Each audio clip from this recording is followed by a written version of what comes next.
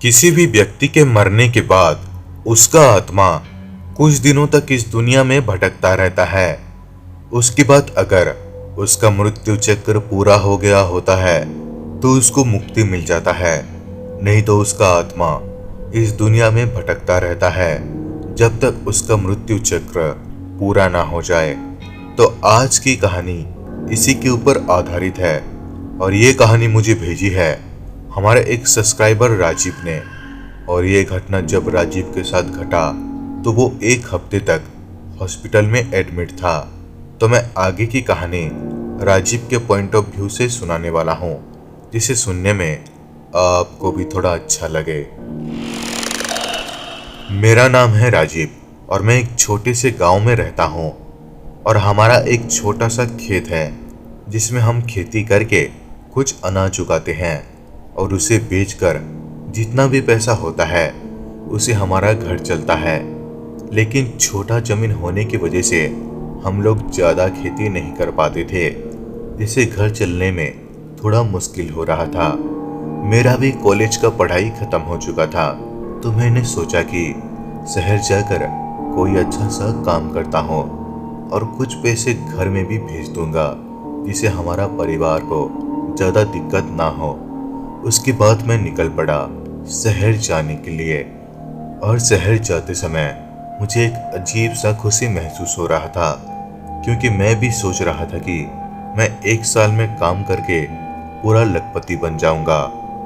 कुछ घंटे बीतने के बाद मैं शहर पर पहुंच गया और उसके बाद मैं एक घर भाड़े पे ले लिया ताकि मैं वहीं पर रुककर नौकरी का तलाश कर सकूं। उसके बाद मैं एक अनजान शहर में नौकरी के लिए इधर उधर भटकने लगा, लेकिन इतना पढ़ने के बावजूद भी मुझे एक अच्छा सा नौकरी भी नहीं मिल पाया। अब मैं समझ चुका था कि जो भी नौकरी मिले उसी को करना होगा।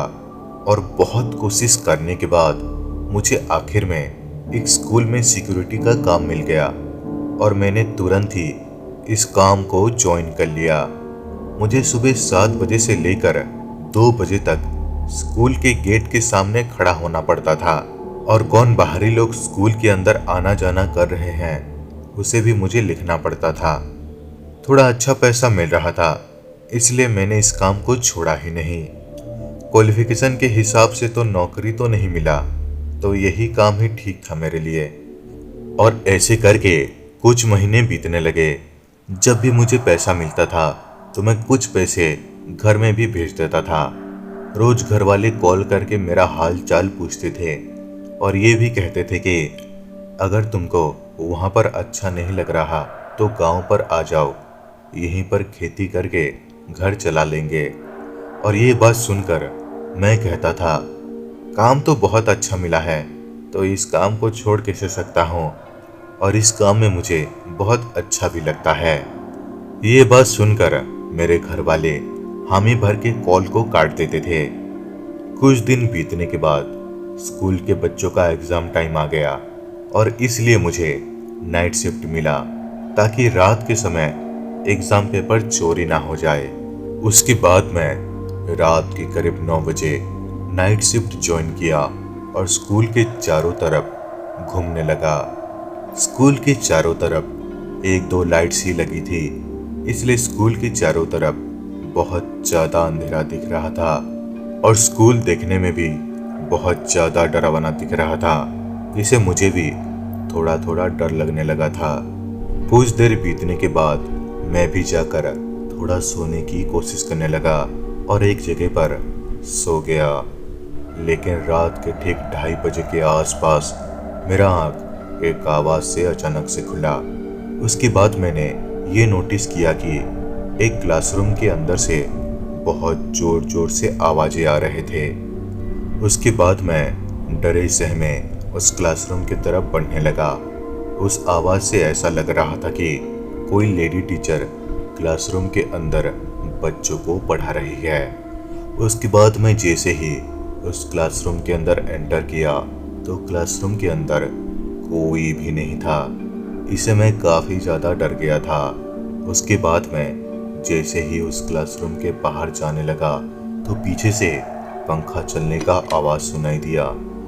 उसके बाद मैं जैसे ही पीछे पलट कर देखा तो पंखे पर किसी लड़की का लाश झूल रहा था और उसकी आंखें एकदम बाहर आ गए थे।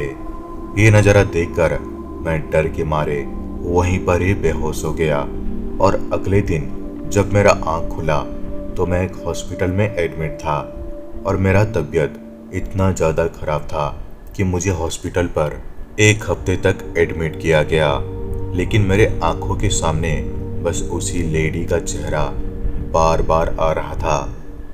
डिस्चार्ज होने के बाद मुझे कई लोगों ने पूछा कि आखिर तुम्हारे साथ हुआ क्या था, लेकिन मैंने किसी को भी कुछ नहीं बताया ताकि बाद में अगर ये बात बच्चों को पता चला तो वो स्कूल ही नहीं आएंगे।